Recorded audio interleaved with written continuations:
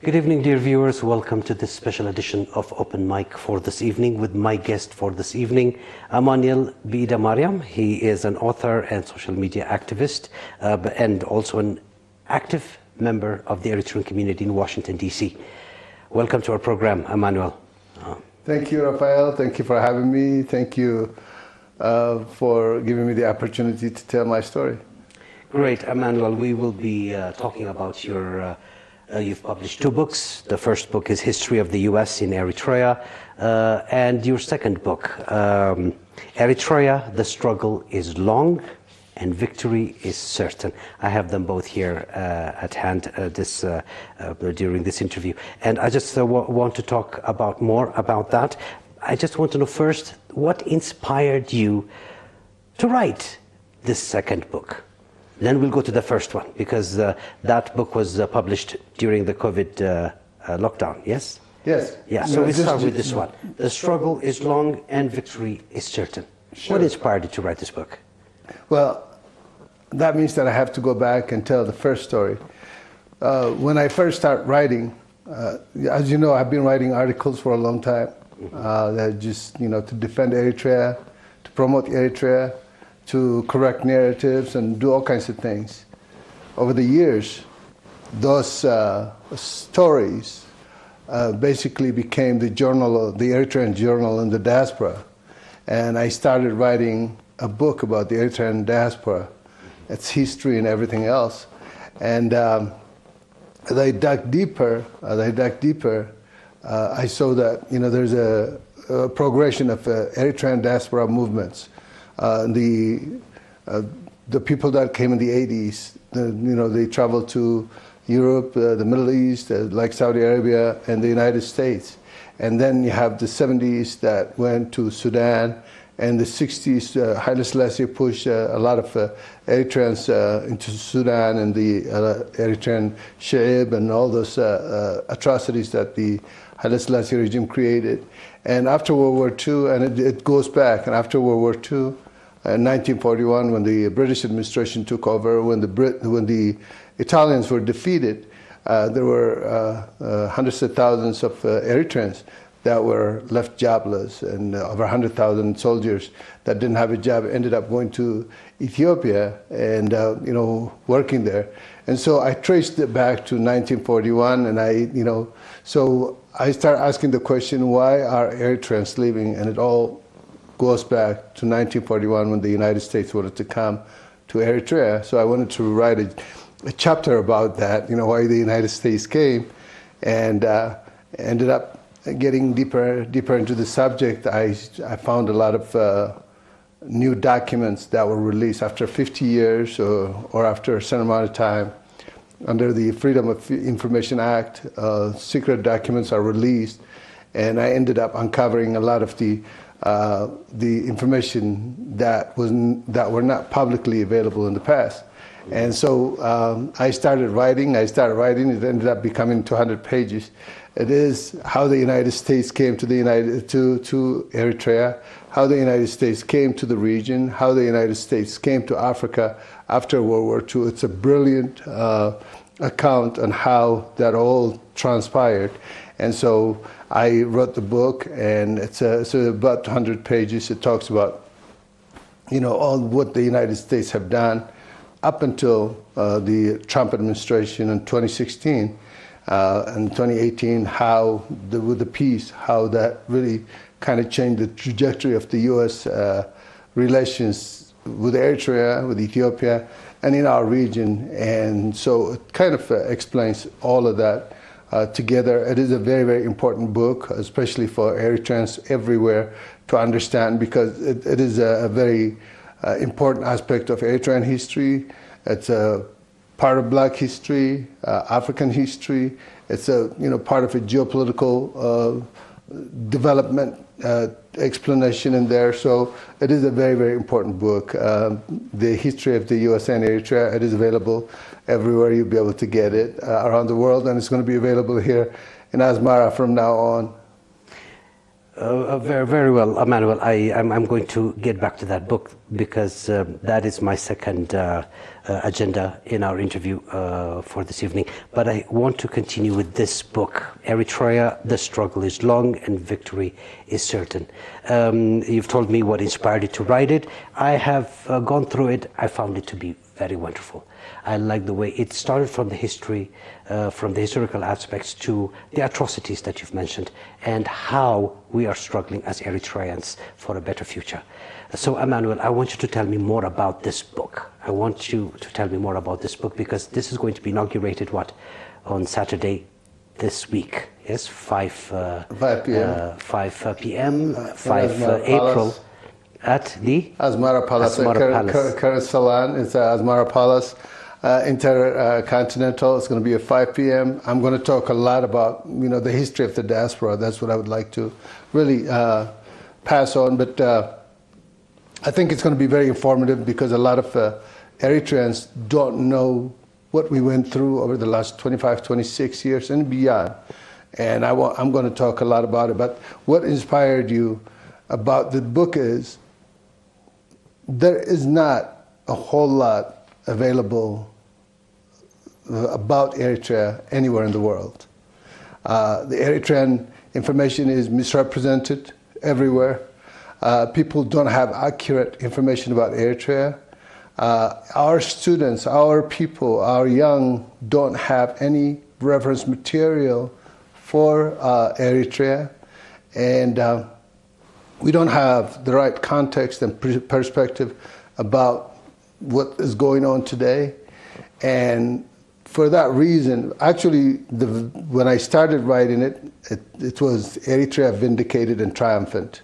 And then I was, corrected, Eritrea is a new country. You cannot claim triumph and vindicate and all that. And so it comes back to the justice aspect of it, the struggle that the people of Eritrea had to go through over the decades for a long, long time, and the trajectories and how successful we have been. And I wanted to tell that story, to correct the narratives, to educate our youth, to make this other booklet for whether it's in China, whether it's in Germany, everywhere. If they want to know a little bit about Eritrea, we can talk about it. Our history, our incredible history is untold. One of the most important things that an enemy does when they attack you is they attack your history. They make your history irrelevant. The Eritrean history is by far one of the most amazing stories in Africa and around the world because it's a people's journey. And how, you think about 1991, there was no, it's a rifle. And that means to the enemy, attack him with his arms and bullets. And that mantra carried on Eritreans. We're self-reliant from the beginning.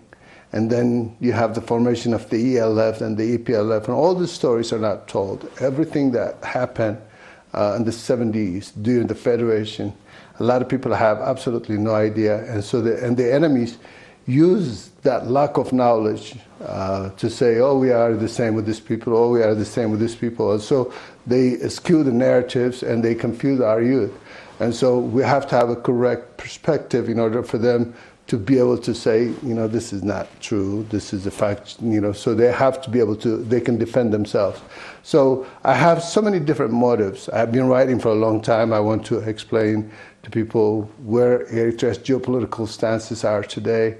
I want to explain the history of Eritrea as much as I can, because in 300 pages you're not going to be able to tell the history of Eritrea. But what I try to do is just give as much information as I can in a chapter within a context of, global, African, all those kinds of things. Like, for instance, I write about President Isaias in there. Nobody's ever written about President Isaias. And, the perspective that is out there in terms of how he is portrayed is really not what we want for our history. When you think about President Isaias, the longevity the formation of the EPLF, him being part of the ELF in the initial stages of his connection with that. And then you're talking about all the wars that we went through against the Soviet Union and the United States, Israel, and everybody else, and all the, after independence, all the Western attacks against Eritrea, and to be able to overcome that for decades and to be able to stand is unheard of anywhere. None of his counterparts have been able to stand, whether it's in Iraq or Yemen, Libya, or whatever. So the way Eritrea conducted itself under his leadership is different. It needs to be compared to a lot of different leaders of the world, historical leaders, whether it's Napoleon, whether it's African leaders, whether it's Mao, and our history is that significant, and Eritreans are not talking about it, and they don't know about it. We don't have that perspective, so I want to make sure that people get that perspective. This is a start for the world to know about Eritrea. Oh, absolutely. Actually, one of the main goals, one of the main reasons for me to come to Eritrea and introduce my book is because we have diplomatic presence here from all over the world, whether it's Chinese, whether it's Japanese, and all this. I want to be able to tell them our story. I want to be able to say, this is the story that you can tell your governments about Eritrea. This is what the people of Eritrea went through over the years, whether it's in the diaspora, whether it's here. And that's the reason why it's extremely important for all Eritreans to join me on this campaign, to be able to introduce Eritrea to the world. We need to have our books in libraries around the world. We need to have our books and with lawmakers that have influence, especially now with the United States going through the transition that it's going, with the USAID, it was USAID dismantled, with the Voice of America gone. We have a new opportunity to be able to really inject our views, our ideas, our history to the world and unencumbered. So it is a very, very important stage in world history that we need to really press our history to everybody that we can, and this platform is going to be very helpful in really pushing that message. Amanuel, I know you agree with me today. In today's world, it's all about winning the narrative. Yes? How can the Eritrean people at home and in the diaspora contribute towards efforts to control over their own story in a world dominated by narratives disseminated by the Western media per se? Number one is that we stand on the truth. The truth always prevails. That is a fact. The second portion is we never told our story. Now we can tell it the way we want to tell it, from a victorious standpoint. When you think about Eritrea, the transitions that we went through over the years, and you look at the current state of the world, the multipolar world coming together, and Eritrea's regional influence here, whether it's in Sudan, whether the Sudanese were here in a pretty bad shape because of their conflict. But we welcomed them, we gave them home, and we have been supporting the Somali government and people for a long time, and they know that the kind of affection that they have towards Eritrea is incredible. Eritrea's relations with Ethiopia, with a lot of Ethiopians, is really positive, contrary to what is trying to be pushed by a certain group or party or individual. So our influence is out there. The world knows Eritrea's stance. We have expelled the USAID in 2005. Not very many people knew that, but now they know, because we invested, we paid very heavily. So the people that depended on the USAID in a lot of different countries, they're in pretty bad shape. Eritrea, its self-reliance, being able to feed itself, those narratives are out there.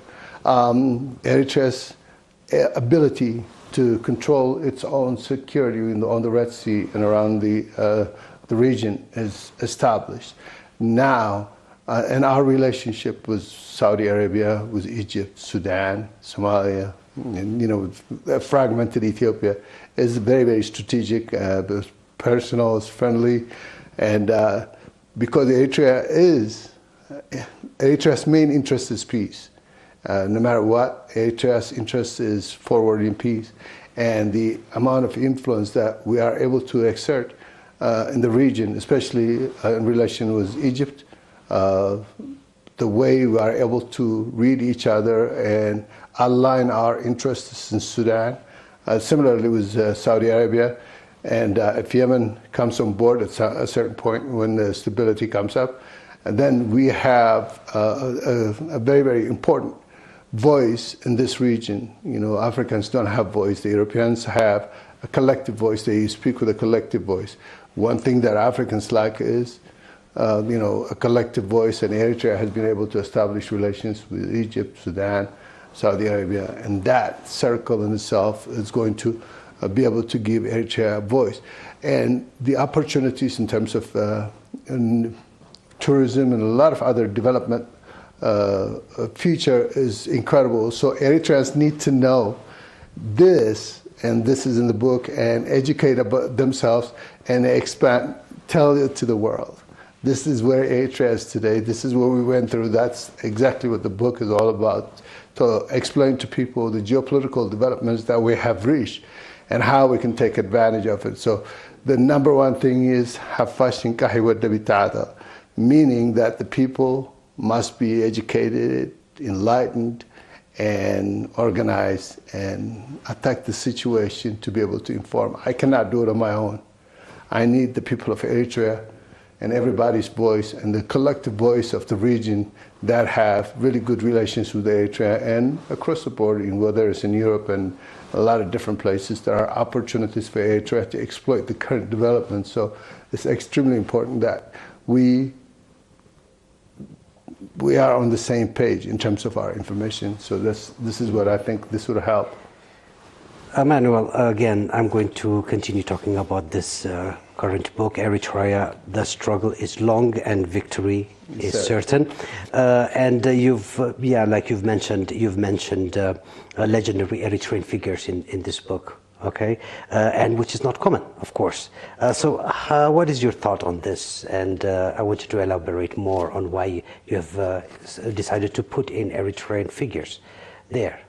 I think there's within a context, like for instance, I'll talk about Minister Fawzia Hassan and a lot of the women fighters that became the leaders, and I talk about that how the struggle was able to transition, how EPLF was able to transition from the liberation movement struggle into a government. And that's really, really a significant history, because most African countries, when they transition, they end up in pretty bad shape. Eritrea's continuity is very, very important. So every person that I bring up is within a context, whether it's President Isaias or what have you. But our stories are not told because we don't have platforms that encourage that. We don't, and also Eritrea has always been disrupted, whether during the colonial period. We're not going to be able to write our story. I mean, you'll get stories and you have to put them together and talk about it. The British administration, when the British administration came, Eritrea was in pretty bad shape and trying to survive. They're not going to be able to think about writing Haile Selassie Federation. All that didn't allow Eritreans to express themselves. And you can talk about certain incidents, and there are a lot of books have been written about certain aspects of our history, but collectively the history didn't have the chance to be told. So this is extremely important, because what I try to do in this book is lay out a foundation for every subject that I talk about, whether it's the EPLF, ELF, or whether it's the geopolitical developments, the State Department. By the way, I talk about the State Department there and USAID, the different departments in the USAID, and how they operated around the world. And they ended up, just after I released the book, the USAID's completely non-existent. It is very important to understand what transpired and where we are. So we never had a chance, and we don't have the platforms. And writing is not easy. Eritreans are not accustomed to read, and I think it's to the detriment, especially we have to encourage the youth, the young, to read history, especially important books that relate to our past and that do it with the context like I tried to do in these books. And so this is time to write. We didn't have an opportunity, and I think the leaders that were part, all the actors in the past could actually see the need. Today I went to one of the government officials, and he read the book, and he said, well, next time we need to be able to expand on this and this and this, and that was exactly the idea for the book. We have a basis, a foundation to tell story about everything that I have written, so it's a great opportunity. Indeed it is. Amanuel, now you are living in Washington, D.C., an Eritrean active member of the community there in Washington, D.C. What would you say to young Eritreans there to help them protect their identity, especially when this book is concerned? Well, I think it's not to young Eritreans or to all Eritreans, but especially to the elderly, to the people that have experiences, to the people that have time, to the people that have the resources, to the people that have the ability, to the people that understand our history, that travel through the journey of the Eritrean journey. I would like to underscore the importance of writing, and I would to encourage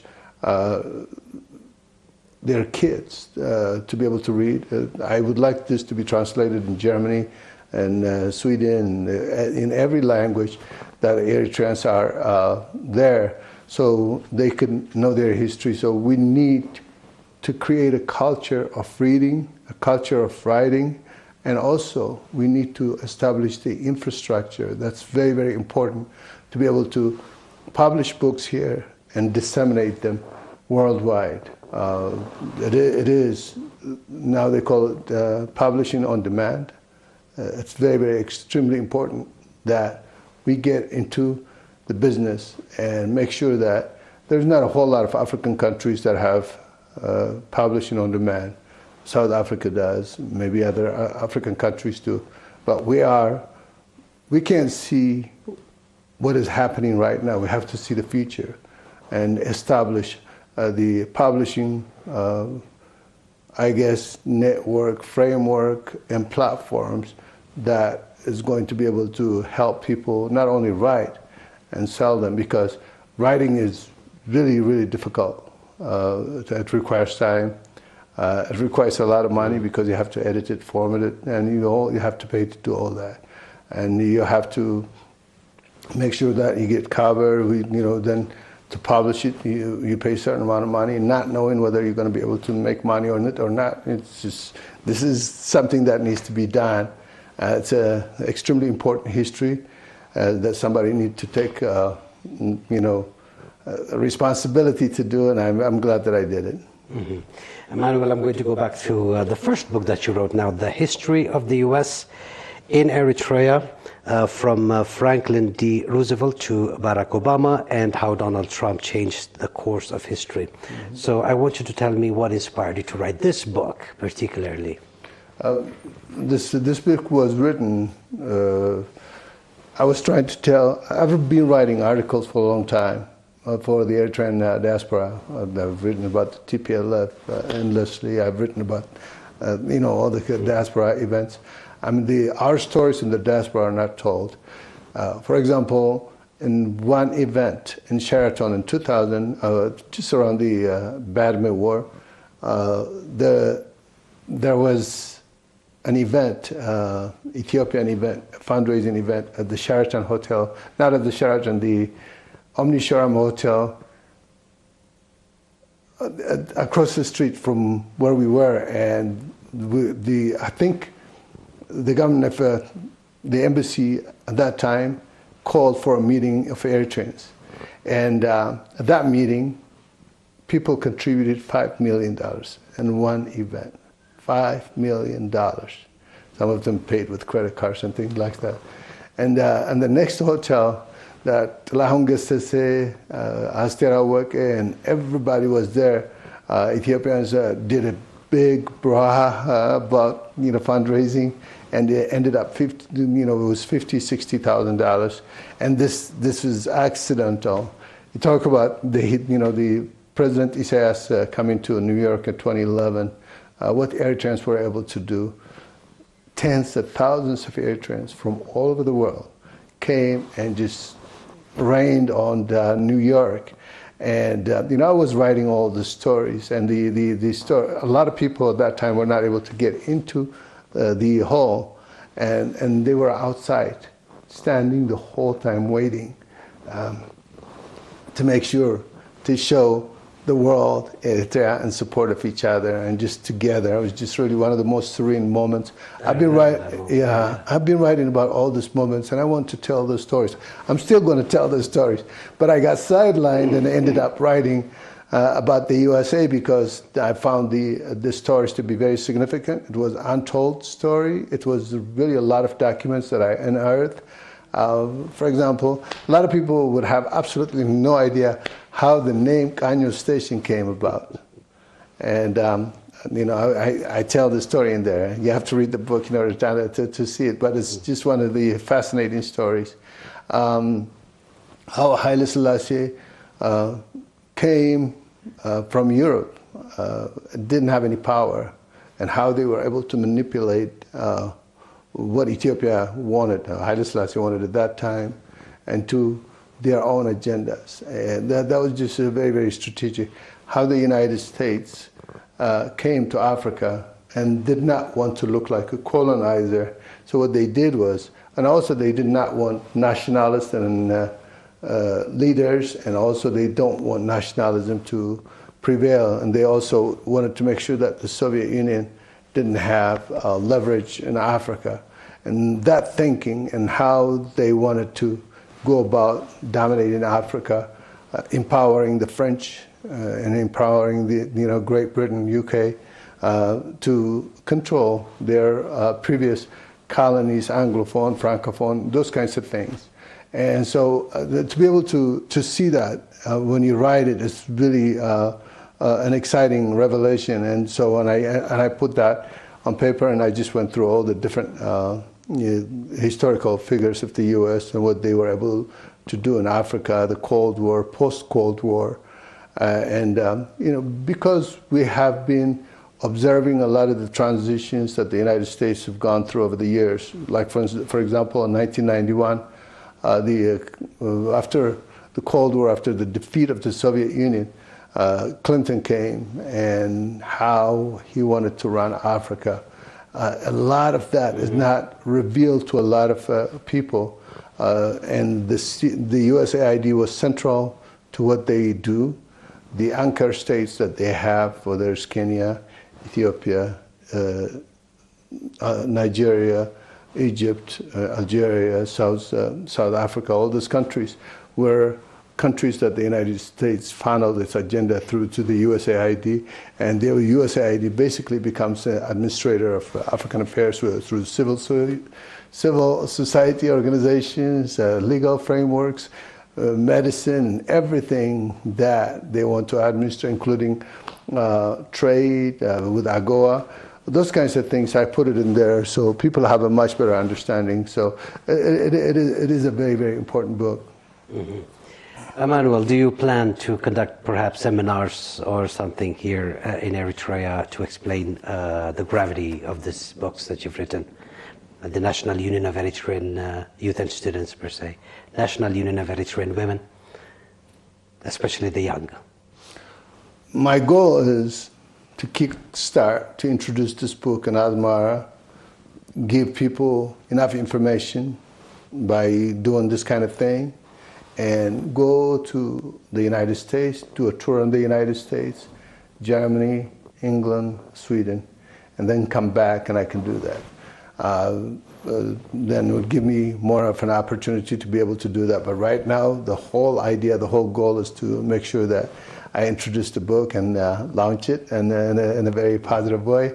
And I really want the diplomatic corps in Eritrea to come and listen to our voices. And I think, I speak for a lot of people. I've been doing that for a long time, and I think they'll be able to hear and understand Eritrean perspective, Eritrean individual perspective. I mean, they can hear information from the Ministry of Information, from when the president speaks, and they can have ideas here and there.